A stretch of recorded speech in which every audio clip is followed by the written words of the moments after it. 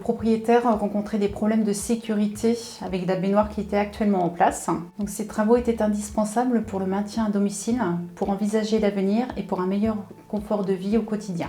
Donc le propriétaire n'était pas sûr de pouvoir bénéficier des aides, donc une amie l'a incité à faire des démarches auprès du CDHAT. Donc, lors de la visite, le CDHAT a apporté un conseil technique sur l'aménagement de la pièce et éventuellement de l'appartement. Nous avons accompagné le propriétaire dans sa demande de subvention jusqu'au paiement. Concrètement, cela signifie que le CDHAT a fait la liaison entre les différents organismes financeurs pour apporter des aides. Ceci afin que la démarche soit au plus simple pour le propriétaire. Donc pour ce projet, les aides ont représenté 43% du montant des travaux, soit un reste à charge de 57%.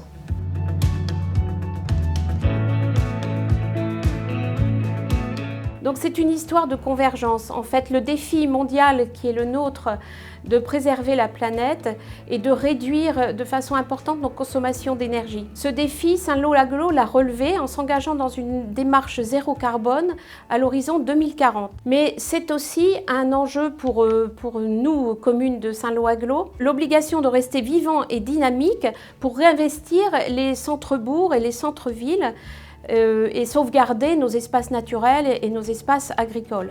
Mais c'est aussi un choix politique fort de Saint-Lô-Aglo de venir en aide aux habitants les plus modestes pour qu'ils puissent rénover leurs habitations pour gagner en confort et en qualité de vie tout en faisant des économies financières sur les dépenses énergétiques.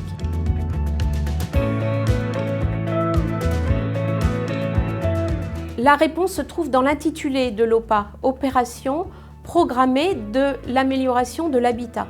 Côté amélioration, l'enjeu c'était de renforcer la qualité de l'habitat, le confort, l'accessibilité et les aménagements intérieurs pour permettre aux gens de rester chez eux, et puis les performances énergétiques bien sûr. Et côté programmation, s'appuyer sur les programmes nationaux donc mis en place par l'État, notamment en rénovation, surtout en rénovation de l'habitat et des centres-villes. Mettre à disposition des habitants avec les collectivités, donc selon le plan de l'ANA, avec Saint-Lô, la région, le département, et puis la société Procivis qui vient en aide pour le financement de ces projets. Donc tout cela complété par les aides mises en place par Saint-Lô-Aglo, notamment en ce qui concerne l'acquisition de logements vacants. Donc tout cela nécessite également une mise en mouvement avec les organismes qui travaillent sur l'habitat et notamment pour ce qui concerne les travaux, bien sûr, les entreprises et les artisans qualifiés. Ce dispositif est déployé sur les 61 communes de Saint-Lô-Aglo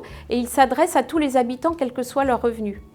Saint-Lô-Aglo s'engage également auprès de la région dans un nouveau dispositif qui démarrera prochainement. L'OPA est organisé pour un objectif ambitieux et pour que les demandeurs puissent se l'approprier aisément. Saint-Lô-Aglo a retenu comme opérateur le CDHAT.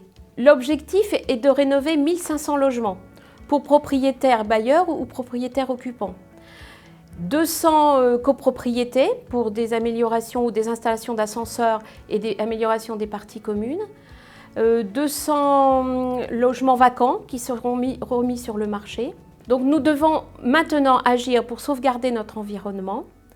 Et en cela, l'opération d'amélioration de l'habitat est un enjeu environnemental, économique et social, et donc rentre pleinement dans cette opération.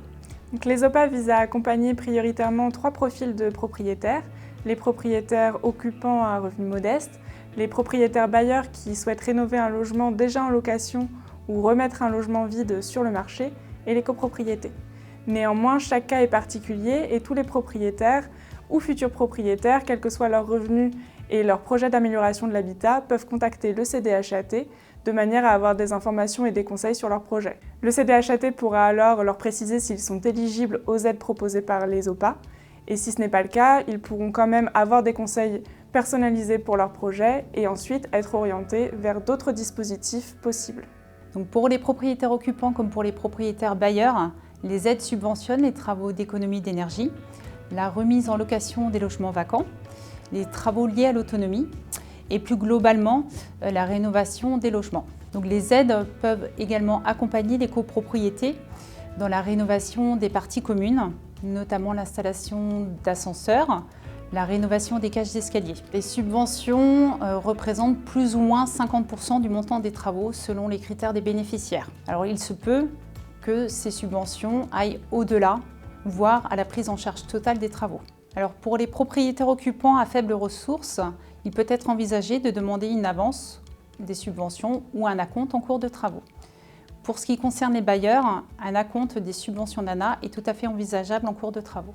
Une fois qu'un propriétaire décide de s'engager sur des travaux, c'est le CDHAT qui va centraliser tous les liens avec les financeurs, de manière à ce que tout l'aspect administratif soit le plus simple possible pour le particulier. Surtout, ce qu'il faut retenir, c'est de contacter le CDHAT avant de commencer les travaux. Afin de permettre à l'ensemble des habitants, quelle que soit leur commune de résidence, d'avoir accès au dispositif et d'aller au-devant des besoins, Saint-Lô-Agglo a mis en place avec le CDHAT des permanences dans différentes communes du territoire, une fois par mois et sur rendez-vous à Tessy-Bocage, Saint-Clair-sur-l'Aile, Torigny-les-Villes et Marigny-le-Lauzon, et également tous les lundis matins à la tour de Saint-Lô-Agglo. Par ailleurs, le CDHAT accueille également, si besoin, les particuliers directement dans ses locaux à Saint-Lô, également sur rendez-vous.